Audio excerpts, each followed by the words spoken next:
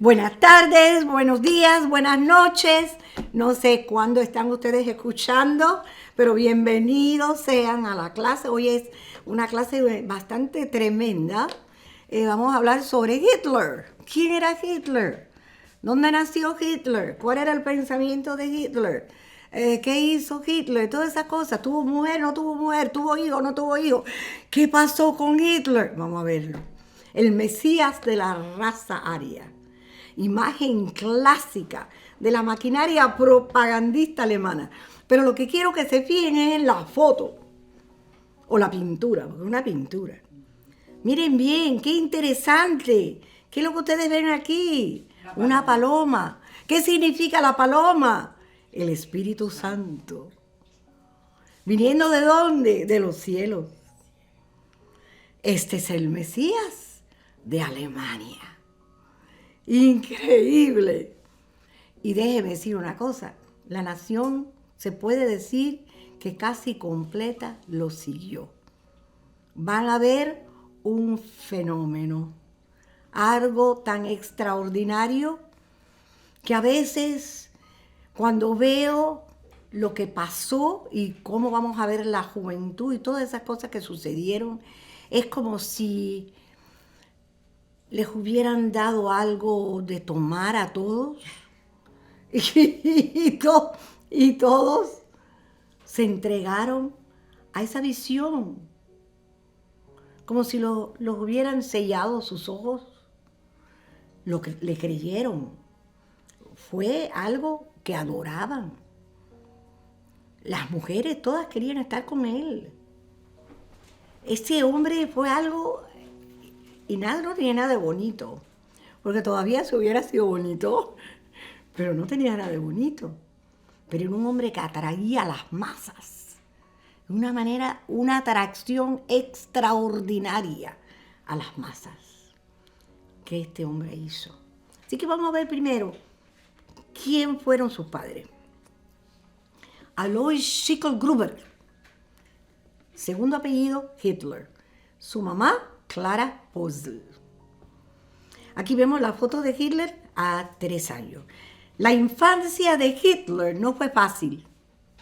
Transcurrió en medio del autoritarismo y dureza de su padre, Alois. Un personaje que pese a tener la educación que tenía el hombre, era agente de aduanas, pero parece que era un hombre muy violento. Exitoso agente de aduana. Él ascendió, estoy hablando del padre, rápidamente. El origen de Alois para poder entender, al menos en parte, el comportamiento de Hitler. Si vemos al padre, vemos por qué el hijo tenía las cosas que tenía, los momentos turbios de él, los momentos violentos de él. Era más o menos como su padre.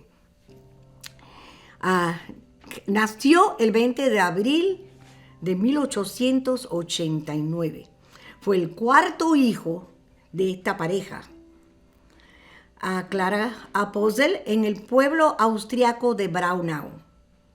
2 de los otros hijos de Alois y Clara murieron pequeños de difteria. Uno murió al nacer. Alois después fue oficial de inmigración. Fue ilegítimo de nacimiento. Miren bien, no Hitler, porque todo el mundo dice que Hitler era bastardo. Hitler no fue bastardo, su padre fue ilegítimo de nacimiento. Fue descrito el hombre por su ama de casa como un hombre joven, estricto, pero agradable. En las circunstancias en que nació Adolfo, es casi inevitable que se haya convertido en el centro de la vida de su madre. Ella no dejó piedra sin remover para mantenerlo a él. Todo afecto que normalmente hubiese dedicado a su marido y a sus otros hijos, el preferido era Hitler, Adolfo. Y entonces nace otro hijo. Cuando nace otro hijo, el último, ya el centro de atracción no era de Adolfo, sino era del más pequeño. Eso a él le molestaba. Que el chiquitito le había quitado la atención de su madre. Su madre lo tenía nada más que a él. Y lo cuidaba y lo amaba a él. Y de pronto viene un pequeño y le roba a la madre. Se sintió abandonado. Compartir entonces algo que él nunca había aprendido, o sea, ese desgarre de la madre nunca lo había aprendido, no lo había tenido antes, y fue una experiencia amarga para él. Es razonable que en su caso esto fue más agudo que en cualquier otro niño. Hubo dos factores que contribuyeron a acentuar aún más el conflicto personal del pequeño Adolfo. Uno de ellos fue el nacimiento del hermano. El otro factor fue el hecho que descubrió a sus padres en el acto sexual.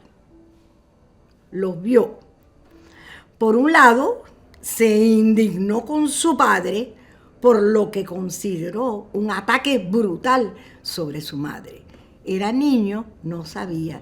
Cuando ve eso, le coge rabia y odio a su padre.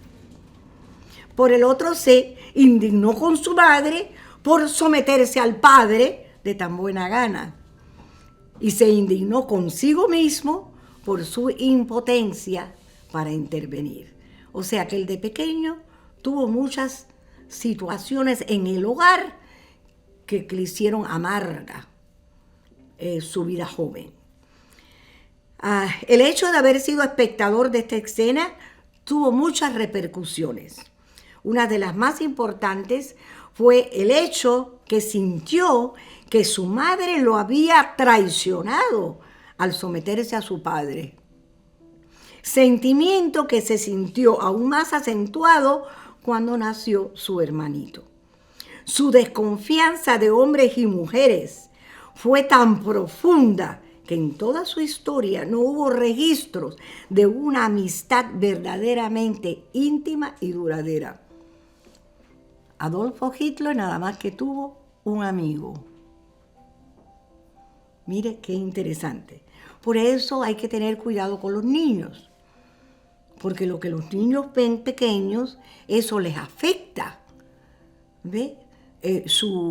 ¿Cómo puedo decir? Lo que van a hacer, lo que ellos van a ser formados, la formación de esa criatura va a ser tocada con una situación de juventud. La adaptación de Hitler a la gente era muy pobre. No mantiene relaciones verdaderamente íntimas con ninguno de sus colaboradores. A veces parece querer acercarse a la gente, pero también en estas circunstancias insiste en dominar toda la conversación. Ese era Adolfo Hitler. Tuvo una hermana, Paula Hitler. Nació el 21 de enero de 1896, murió el 10 de junio de 1960. Dos historiadores descubrieron en Alemania un diario escrito por la hermana de Adolfo Hitler e indicaron que incluye sorprendentes detalles sobre la naturaleza de la familia del Führer. El diario de Paula, descubierto en un lugar no revelado de Alemania, da cuenta que su hermano se comportaba como un matón en su adolescencia y llegaba a golpearla. Por eso ustedes ven que el padre era así, el padre era violento, Adolfo es violento. Paula escribió al evocar los primeros recuerdos de su niñez cuando ella tenía cerca de 8 años y Adolfo tenía 15. Ella escribe: una vez más siento la mano descontrolada de mi hermano sobre mi rostro. Así que parece que abofeteaba a la hermana. Este diario de Paula, escrito a máquina, es uno de los varios documentos descubiertos por los historiadores Timothy Ryback y Florian Beer. Ambos precisaron que las pruebas científicas realizadas confirmaron la autenticidad de los documentos. Estos otros detalles descubiertos figura la revelación de que Paula, considerada siempre como una espectadora inocente de la familia Hitler, estuvo relacionada con uno de los médicos más notorios que hacían eutanasia durante el Holocausto. Eso quiere decir que esta señora, hermana de Hitler, también participó en el Holocausto. Interesante, ¿eh? Eso no se sabe. Nació en este lugar. Nació en la ciudad de Braunau sobre el Inn, en la frontera de estos dos estados. Mire lo que él dice. Aquí tengo la firma o del libro de él que se llama Mi lucha. Y él escribe y dice, en la frontera de estos dos estados alemanes, cuya fusión se nos presenta, por lo menos a nosotros los jóvenes, como un cometido vital que bien merece realizarse a todo trance. Vamos a examinar eso. Número 1. Él vivía aquí. Esto era Austria. Todo esto Austria. Vivía en la misma frontera. Cuando él nace en la misma frontera entre Austria y Alemania. ¿Por qué le digo que es importante?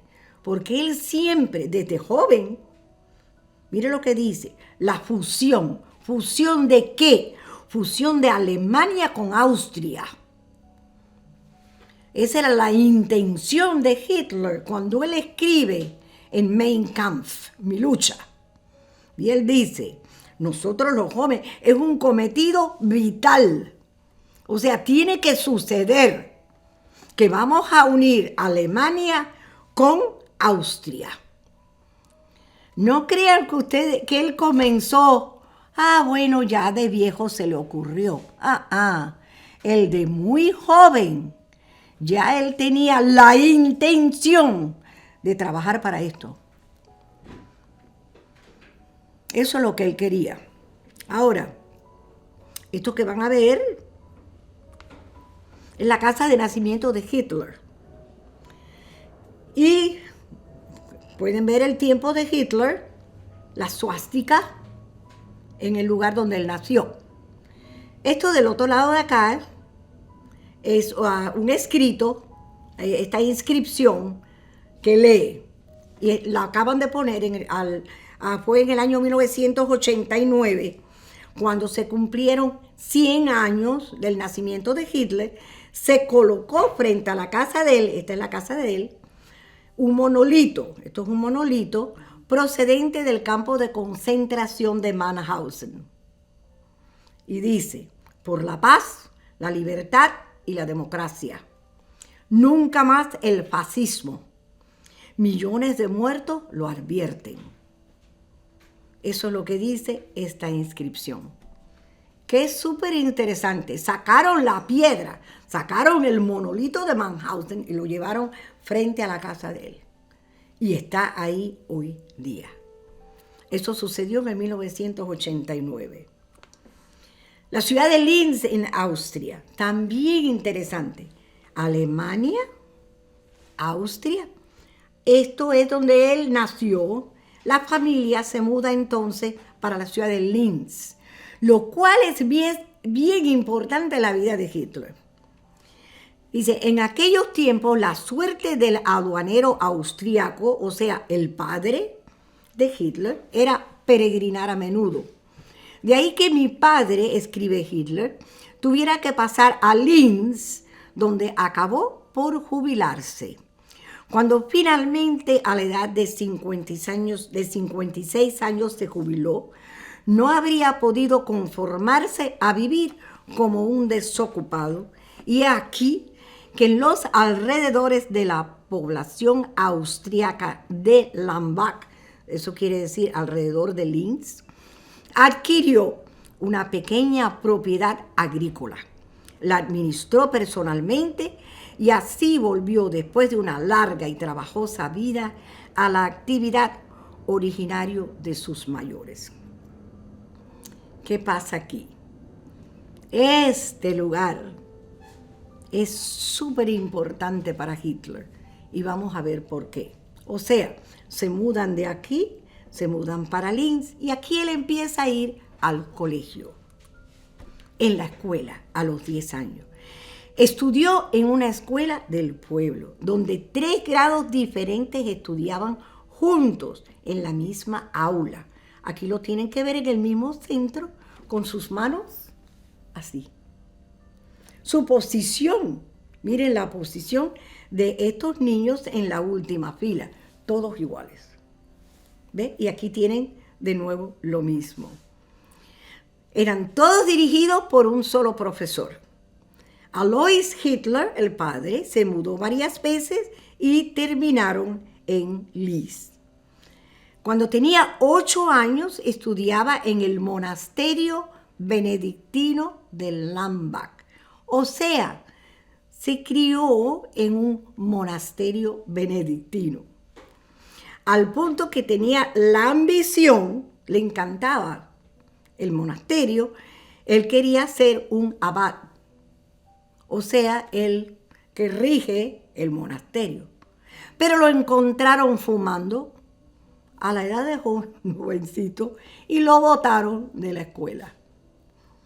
Pero vamos entonces a investigar qué cosa era ese monasterio benedictino y qué había ahí que impactó a Hitler cuando era joven. Ese es el monasterio benedictino de Lambach. No se extrañen que en este lugar los sacerdotes hacen el saludo de Hitler. Tiene entonces en este lugar lo que se llama el Hakenkreuz o la cruz gamada o torcida. Lo que nosotros le llamamos la svástica o suástica. El Hakenkreuz fue hecha en honor a Teodoro Hagen, el Abi o el principal en Lambach, y fue dedicada en el año 1869. La palabra alemana para suástica es cruz torcida o Hakenkreuz. La suástica que adorna la abadía de Lambach, donde Hitler cantaba cuando joven, es un juego de palabras en honor al director Teodoro Hagen. Entonces, en este lugar, aquí en el centro de esto, se encuentra la suástica o esvástica que por primera vez ve Hitler cuando era un niño de 8 años. Aquí vemos de nuevo, esto que ustedes ven aquí es lo que está aquí. Más tarde usó como símbolo para el partido nazi la suástica, colocándolo en un círculo blanco con fondo rojo para usarlo como bandera. Le dicen la cruz enganchada había sido un símbolo sacado del cristianismo desde sus inicios en la antigüedad. Y es muy natural encontrar el símbolo de la cruz enganchada en antiguas iglesias y capillas. Entonces aquí ustedes pueden ver la imagen de la unión de la cruz y la cruz enganchada utilizadas por las iglesias en la época nazi. En el tiempo de los nazis, las iglesias usaban esto. Esto que está aquí, de nuevo lo van a ver. Me voy a acercar un poquito más para que vean qué interesante. A ver un momento aquí te... Ok.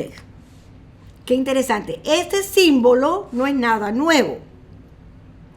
A pesar de que siempre la esvástica se les asocia al movimiento nazi, la realidad es que este símbolo, según descubrimientos arqueológicos, ya se hallaba en la cultura de algunos antiguos pueblos, dado que se encontró estampada en un utensilio de barro. Esto aquí lo pueden ver, la misma esvástica, también la pueden ver aquí, la esvástica. datado aproximadamente a 5.000 años antes de Cristo. ¿En dónde lo encontraron? En el río Tigris. La historia de la esvástica es muy extensa y parece que no se la puede definir como propia de una cultura y mucho menos exclusiva de ella, debido a que varios la reclaman e incluso denominan de diferentes formas. Algunos de sus nombres se les conoce como cruz gamada, tetrasquel, cruz cramponada, entre otras palabras, esvástica. Aquí pueden ver a el señor Hagen, que fue al que le hicieron el nombre de Hakenkreuz. Pero ya entonces estamos bajo el símbolo nazi. Esa es la famosa esvástica. Eso lo acabamos de leer. La palabra esvástica, de hecho, proviene de la India, ya que se hablaba la lengua del sánscrito y deriva de swasti, que quiere decir bienestar. La forma en que está compuesto su verbo podría indicar algo como conductivo o canal al bienestar. De ahí que también se ha visto como un objeto para la buena suerte. El hindú siempre ha mantenido una esvástica entre sus símbolos asociados a la buena suerte y al dios Ganesha. El budismo ha incluido esvástica dentro de las estatuas de Buda, pero también en los envases de alimentos para indicar que son productos vegetarianos. Lo interesante es que si ustedes ven, la esvástica son diferentes, no son iguales. Miren la pintura. Esta esvástica va hacia la derecha. Termina la parte de arriba hacia la derecha. Esta no. Esta es la buena. Esta es la hindú. Esta es la de Hitler. Son dos totalmente diferentes. La esvástica. Durante una de las mudadas, Adolfo vivió por 6 meses al frente de un monasterio benedictino. La figura más sobresaliente del escudo de armas del monasterio era la esvástica. Cuando el niño ve el símbolo, se enamora de él y ya de grande decidió tomar aquello que él había visto de pequeño y hacerlo el símbolo de su reino. Durante una de las mudadas, Adolfo vio este fenómeno sobresaliente del escudo de armas del monasterio. La esvástica ha perdido, por desgracia, su significado original, formado no a lo largo de los siglos, sino de milenios. La mayoría de los trabajos investigativos lo llevan como 5.000 años atrás. Esto que ustedes ven aquí es una formación de hombres. Todos son hombres del ejército de Hitler, haciendo una esvástica. 2 tipos de esvásticas. Tenemos el destrógiro y tenemos el levógiro. ¿Ven la diferencia? Esta termina hacia acá, esta termina aquí y la otra parte va hacia la izquierda. Esta es una cruz cuyos brazos están doblados en ángulo recto. Puede aparecer de 2 maneras, en sentido destrógiro, que es el de Hitler, o sea, cuyo brazo superior apunta hacia la derecha, o el levógiro, cuyo brazo superior apunta hacia la izquierda. Geométricamente, sus 20 lados hacen de ella un icosígono irregular. Muy interesante, pero miren lo que dice. El nombre viene del sánscrito, y ya lo vimos. Este ícono tiene distintos significados como suerte, reencarnación, el dios Sol Y los nazis adoptaron la esvástica como símbolo de la victoria del hombre ario. Porque tenemos que ver verdaderamente por qué lo usaban. ¿Qué quiere decir o qué quiso decir esto para Hitler? Estas fueron palabras de Hitler. La victoria del hombre ario.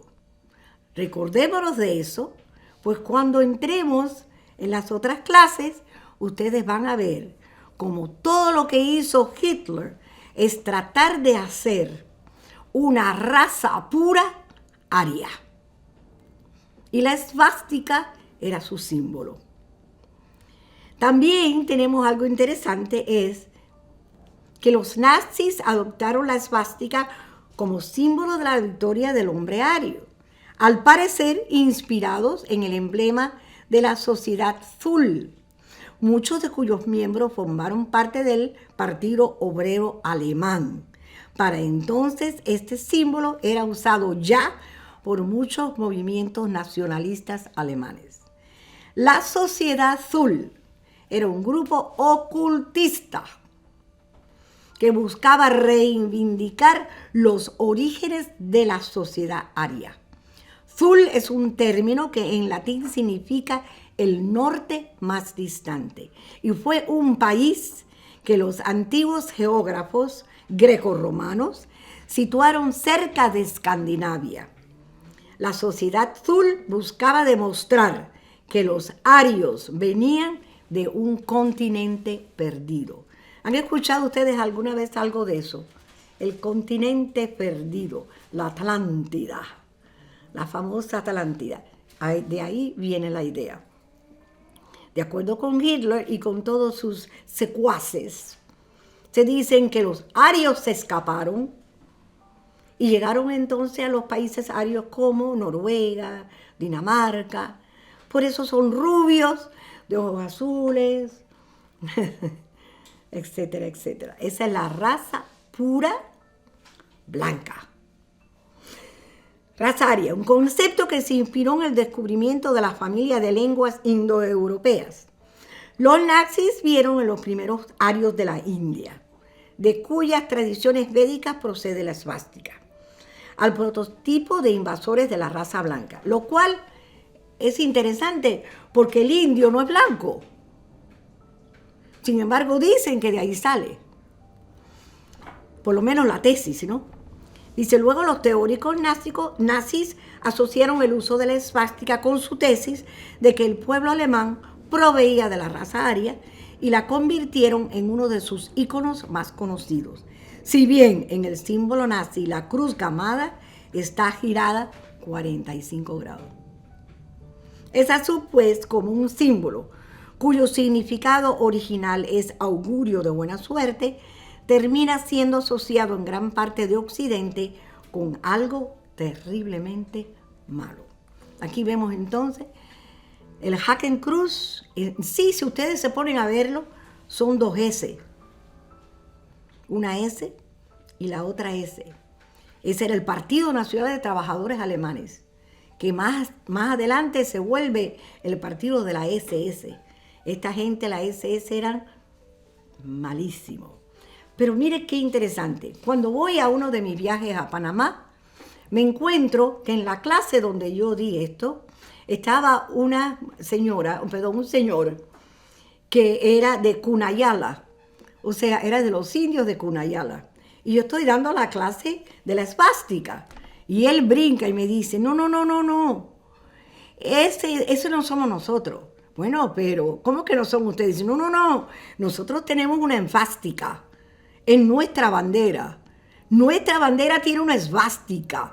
Pero nosotros dice que, ¿qué era lo que dice? Que representa un pulpo que según la tradición de los indios creó al mundo. Ese es este símbolo. Y es el símbolo bueno, no es el símbolo malo. Eso me lo encontré enseñando en Panamá. La esvástica de los indios Cunayala en Panamá.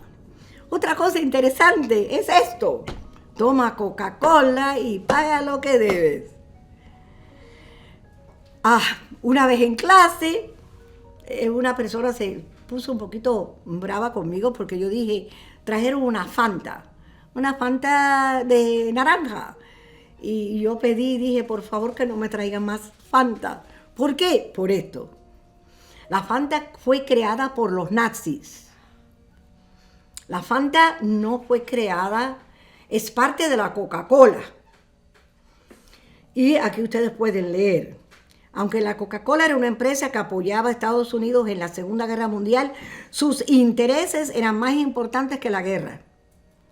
Durante el periodo bélico, la Coca-Cola alemana se quedó sin el jarabe secreto para hacer su gaseosa. Y fue por eso que decidieron crear una nueva bebida para alemanes que le llamaron Fanta. Eso específicamente lo hicieron. Y si no, miren este anuncio de un nazi que es favorito desde el 1939. En ese año se creó la Fanta. Es alemana. Interesante, muy interesante, como todas las cosas se van uniendo. ¿Qué me dice del príncipe Harry de Inglaterra? Ignorante, irresponsable. Del príncipe no podía haber sido peor. Ocurrió cuando este muchacho se viste con la suástica en el brazo. Claro, todo lo que era los príncipes, los reyes, todo se, oh, qué horror que ha hecho este hombre. Pero fue una irresponsabilidad lo que hizo. ¿Por qué? Él se viste así 2 semanas antes de que se celebrara en la conmemoración del 60 aniversario de Auschwitz. Y él, para ir a una fiesta, se viste con la suástica. Increíble, increíble. Él fue a una tienda de disfraces y escogió esto para vestirse disfrazado de un nazi. Qué poca responsabilidad. Pero ya tenemos Hitler a los 12 años. Durante la Primera Guerra Mundial. Aquí está con 35 años y aquí está con 12 años. Fíjense que la actitud es la misma. ¿Se fijan? La actitud es la misma. Al morir su padre, su madre se mudó la familia a un apartamento modesto en Ufar, un suburbio de Linz. Poco antes de cumplir los 16 años, Hitler cayó enfermo de una enfermedad pulmonar que lo obligó a suspender sus estudios en la secundaria por 1 año. Una vez recuperado, ingresó a una escuela estatal en septiembre de 1905. Decidió abandonar la escuela. Luego de haber sido calificado positivamente en la asignatura de dibujo, él se convenció a sí mismo que él podía dibujar. Pero no lo querían. No era suficiente bueno como para entrar entonces en los estudios de dibujo. Y no lo recibieron en la universidad para dibujo. Eso no le cayó muy bien a Hitler. Hitler se mantuvo en Linz sin buscar trabajo, muchas veces en compañía de su único amigo, que se llamaba Kubitschek, probablemente el único que tuvo, y él dice que esos fueron los mejores años de su vida. A los 16 años, Hitler ya era un ferviente nacionalista pangermano y aborrecía a los austriacos y a la diversidad étnica del imperio austrohúngaro. Fíjate que comenzó de chiquitito. Vimos a los 8 años lo que le pasa con la madre y el padre, cómo él va cambiando. Y ahora aquí, ¿ves? Mein Kampf, mi lucha. Mira lo que él dice, palabras de él. Fue a la edad de 14 o 15 años cuando debí oír a menudo la palabra judío, especialmente en conversaciones de tema político. y sentía cierta repulsión. Cuando me tocaba presenciar tendencias de índole confesional, la cuestión por entonces no tenía pues para mí otras características. En la ciudad de Linz vivían muy pocos judíos que en el curso de los siglos se habían europeizado exteriormente y yo hasta los tomaba por alemanes. Miren qué frase escribe él de sus 14 o 15 años. Casi no había judíos en Linz. De hecho, su madre muere de cáncer y quien la cuida fue un doctor judío. Pero muy pocos judíos había en la ciudad de Linz. Y dice, después estuve en Viena. En Viena es donde en sí él se decide hacer lo que él fue. Aquí lo vemos con su mejor amigo, el único amigo de Hitler. Augusto fue el primogénito y el único hijo sobreviviente de Michael y María Kubitschek. Sus hermanas María Teresa y Carolina murieron en su niñez.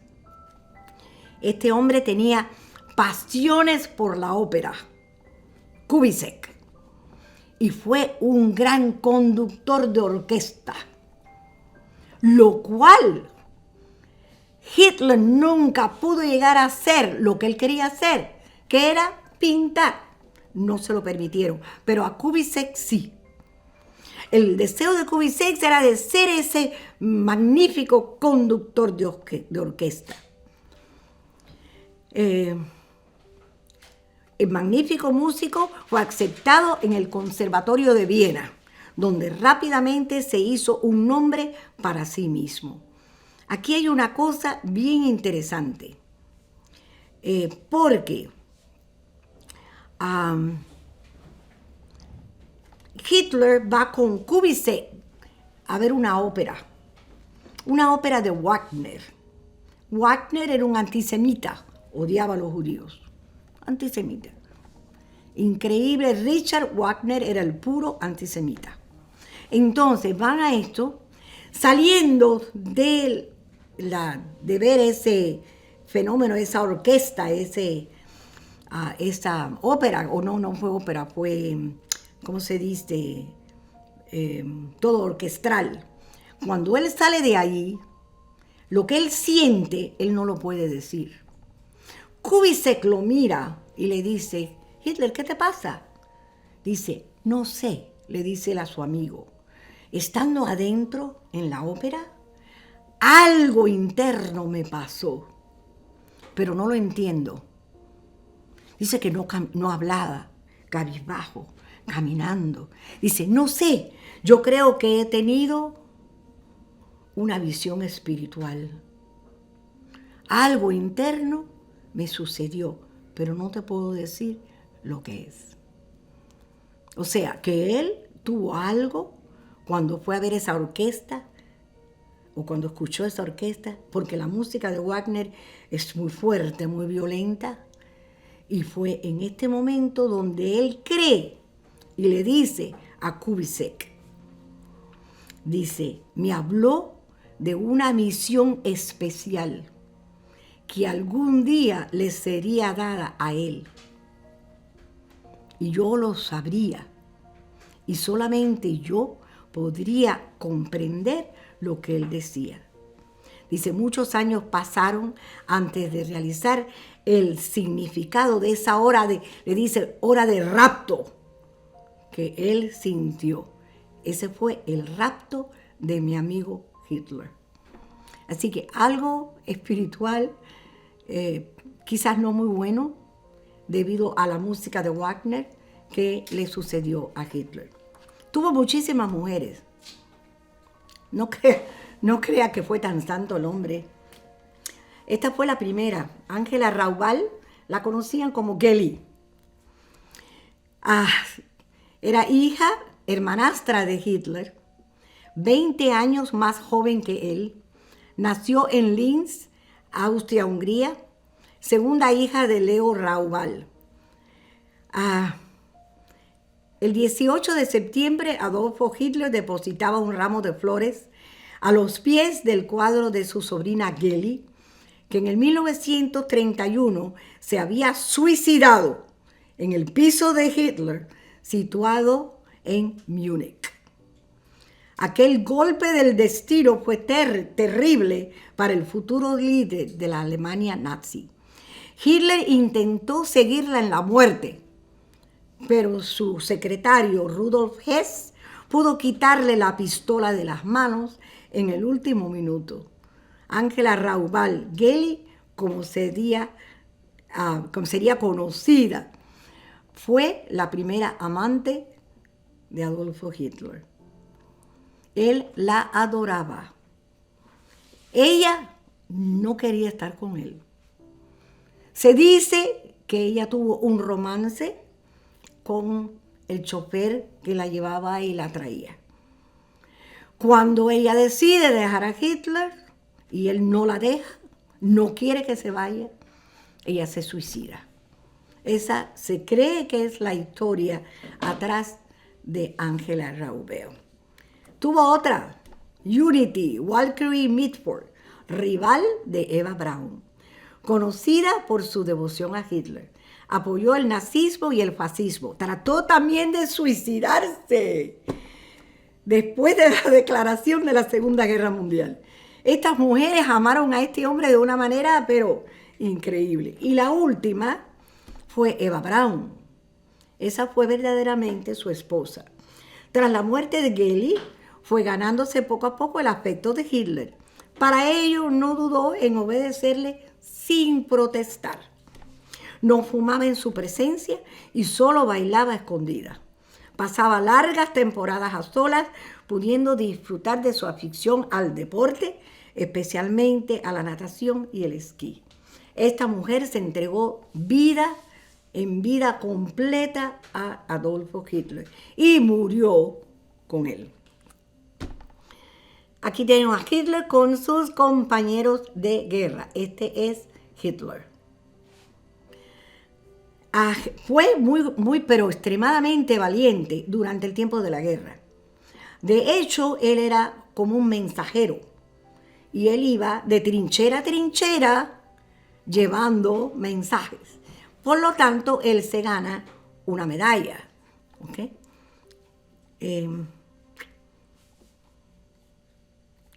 Todavía me falta bastante. Ok. Creo que vamos a terminar aquí, porque la próxima vamos a ver la doctrina de Hitler. ¿Qué cosa es lo que quiere decir el pangermanismo? Y cuál era verdaderamente el empuje que tenía Hitler para llevar a Alemania a un lugar de nuevo entre las naciones y para destruir a los que él creía eran la raza más mala del mundo, los judíos. Así que la semana que viene entrante nos vemos si Dios quiere. Gracias por escuchar y que el Señor los bendiga.